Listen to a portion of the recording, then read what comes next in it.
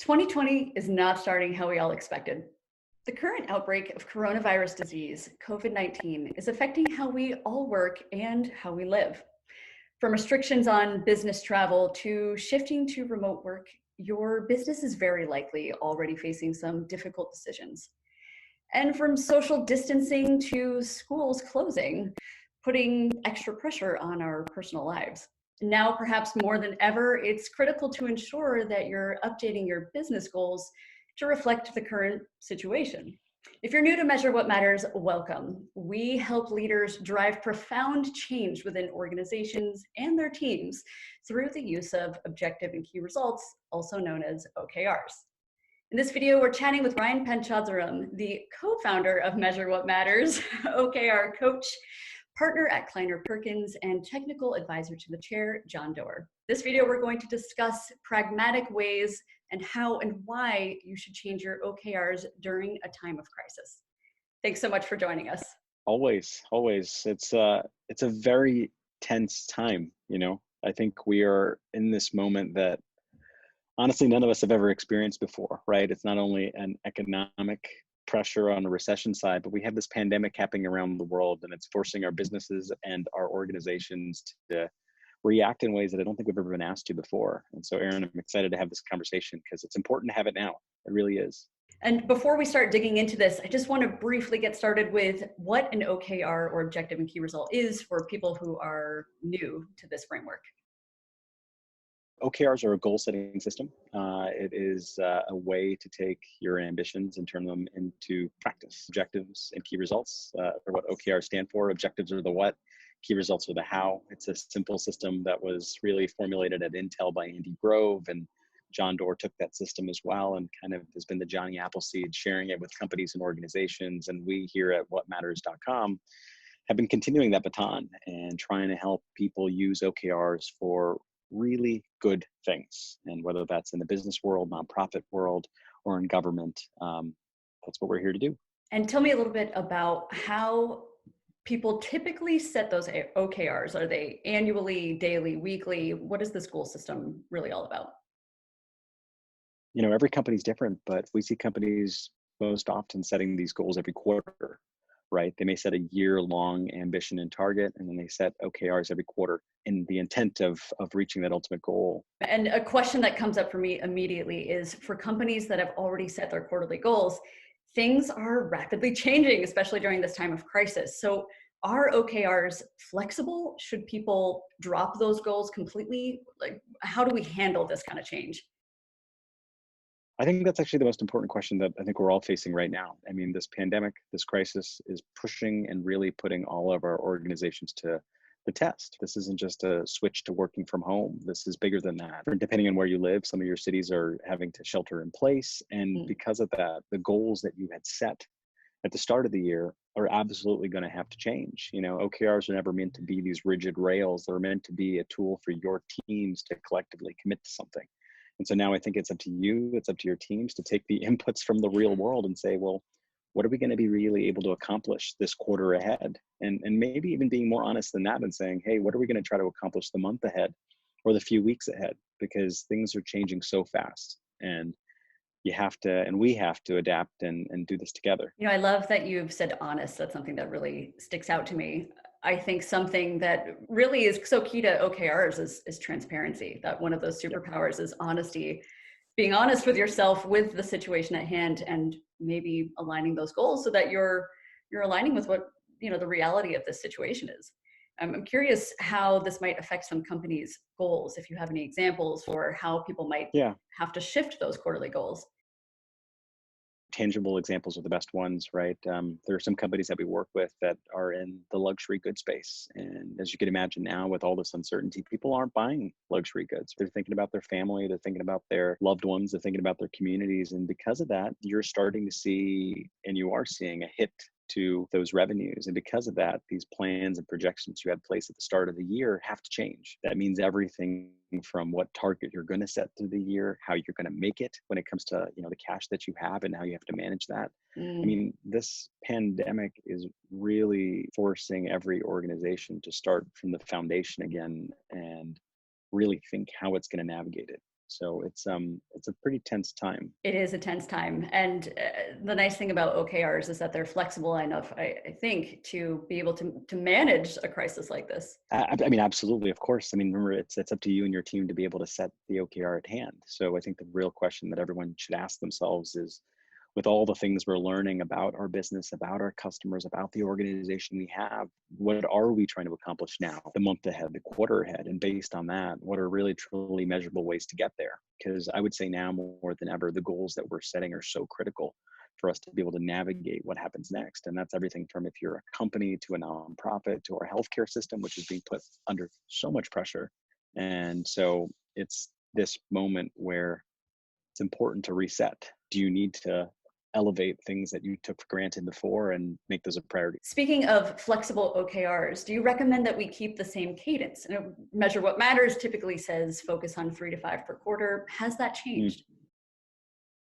I think it's still important to focus on a very few set of OKRs, right? I mean, like, especially in times like this in crisis, you want to focus and you really want to point everyone's effort in the same direction. I think, a practice that we've always talked about when, things aren't in this pandemic has always been like, OKRs are about what's most important, what's changing. And then there's the world of business as usual that you'll track in another way.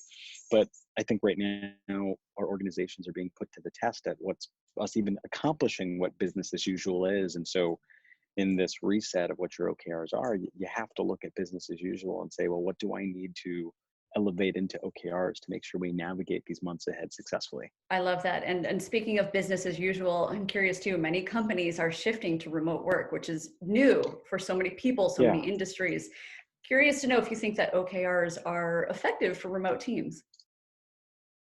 I mean, here, they work for any team in any place. I mean, the shift to remote work isn't typical remote work too. We should say, right? It's remote work with the extra layer of family and kids being at home as well too, right? Because there's daycares and schools closed, and so they're in this environment. And so I would say there's a world of practices about remote work, but there's this extra layer that has to be added on about how we treat each other as colleagues and coworkers that are also humans, right? That would have families and other needs. And it's really a different kind of remote work. And we all have to adapt to that. And kind of the best thing has been seeing how companies have been adapting to that. And just hearing from other colleagues and friends where, having kids in Zoom calls is acceptable and it's actually encouraged, and it's exciting to see folks' families and their lives. And it's really creating a connection with folks. But that's, I think, what we need now, especially when we're all supposed to socially distance. These virtual, cameras and internet tubes we're finding ways to find connection that way. And that's a really good thing. That is an interesting outcome, is this we're disconnected, but we're not disengaged. And Yes. I have seen from other teams too who are working remotely, some of these remote teams who are practicing OKRs. Do you have any suggestions for them about best tools, best practices, perhaps embracing asynchronous communication? For OKRs, our mantra has always been is just, sometimes the best tool is that piece of paper, and clearly we're not in person. So it's like that best tool can be just a Google Doc, but, use the system you have in place. This is probably not a time to recreate the wheel. But when it comes to asynchronous communication, like, I think we have to switch to that mode right now.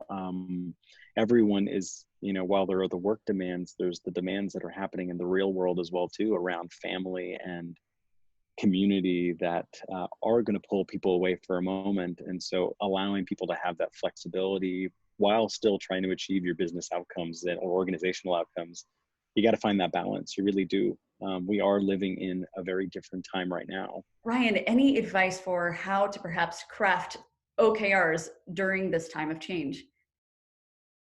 We have a world of resources, but sometimes if you think about what really needs to be communicated to your teams, that's what you want to embody in your OKRs, right? OKRs are really meant to be the most concise way to articulate where you want to go and how you get there. So think about how you can use it as a tool to give clarity, to give confidence, and to get buy-in from everybody, right? I mean, while the world and the pressures we're facing from the outside are truly ambiguous, just internally as a leader on your team, giving and feeding that confidence to your employees and your team really is what I think folks are looking to leaders to do right now. I love that. And it sounds very much like this is a great tool for leaders to help steer their company. I think a lack perhaps of this direction would just leave your company rather rudderless at the moment. So I love what you're saying about this this transparency and camaraderie. Yeah. Well, and kind of the neat thing too is like, this isn't like this is a tool that can be used by any team at any layer, at any part. And so, just because you're not the CEO, just because you're not the head of the department, it doesn't mean you can't use this tool to help drive clarity for your smaller group or your smaller team, or even yourself, right?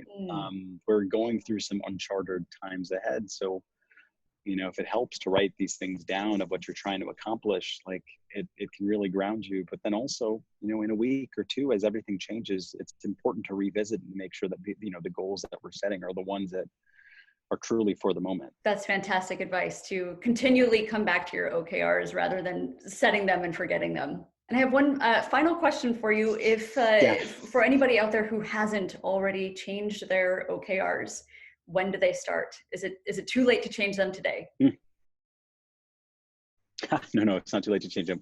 And it's up to you and your team to set what that like cadence you want to check it. Like, it isn't just for the next quarter ahead or for the next year ahead. Like, really pick it for the time frame that matters to you and your team and that makes the most sense.